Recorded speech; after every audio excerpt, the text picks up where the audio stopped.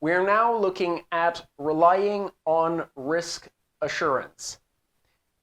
That means that there's a certain amount of assurance produced by others in or even outside the organization, and we have to determine as internal auditors whether we are allowed to rely on them. We're going to understand that there are different sources of assurance, and quite frankly, when I saw this in the book, it really brought up a kind of, idea moment for me, just to say, oh, yeah, that makes a lot of sense. Let me show you. You have three classes of internal and external assurance providers. Those who report to the board. That includes internal audit or potentially board-appointed assessors. Then you have those who report to management. So that might be quality control, those performing self-assessments, compliance, or financial controllers. Now, let me tell you why it kind of gave me a light bulb moment before. It's because I've seen, and I'm not saying where, the practice of an external firm, Big Four consultancy, coming in at the request of management to kind of find dirt on an individual. Despicable thing.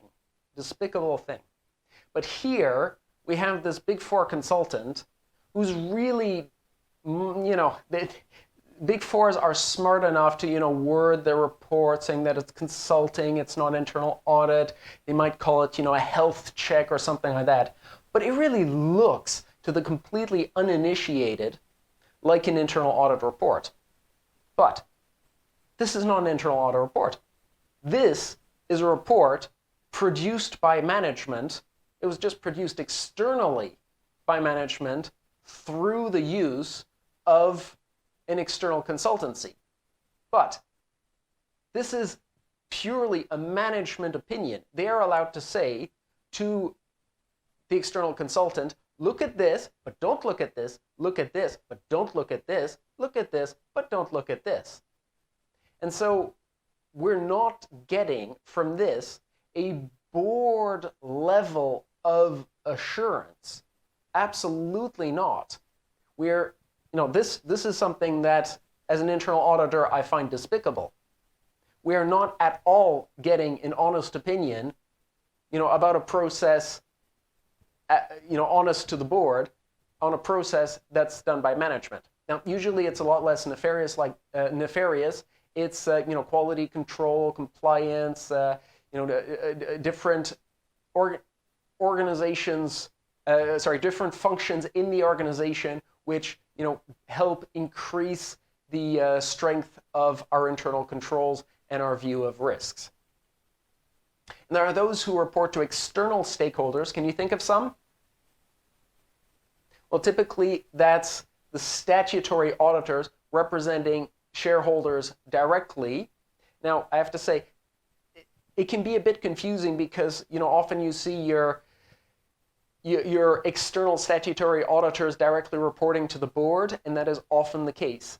In fact, here, I would say that those who report to external stakeholders usually go through the board, and so it kind of muddies the line between both. I would say that in certain cases, those who report to external stakeholders would be in the cases of, say, there's an acquisition, we have a completely, independent, not even our usual external auditors reviewing the operations before an acquisition. They belong to, directly the shareholders.